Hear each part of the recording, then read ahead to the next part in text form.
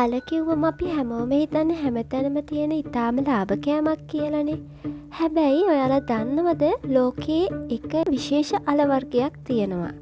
ඒකේ කිලෝ එකක් ලංකාවේ මුදලින් ලක්ෂ 5කට වඩා වැඩි වෙනවා කියලා. ප්‍රංශයේ කුඩා දූපතක විතරක් හැදෙන මේ අල වර්ගයට කියන්නේ ලාබොනොට් කියලා. මේව වවන්නේ මුහුදු වෙරළ අසල නිසා මේ අලගස් වලට පෝර විදියට දාන්නේ මුහුදු පැලෑටි. ඒ නිසා මේ අලගෙඩි වලට ලැබෙන්නේ පුදුමාකාර ලුණු රසක් සහ ලෙමන් රසක් මුසු වුණු අමුතුම රසක්. මේ අල වර්ගයේ මෙච්චර ගණන් වෙන්න ප්‍රධානම හේතුව තමයි මේව ට්‍රැක්ටර් දාලා ගලවන්න බෑ. අලගෙඩියට පොඩි හීරීමක්වත් නොවෙන්න හැම එකක්ම මිනිස්සුන්ගේ අත්වලින්මයි ගලවන්න ඕන. ඒ වගේම මේවා අස්වනු නෙලන්නේ අවුරුද්දකටම එකම එක සතියක් විතරයි.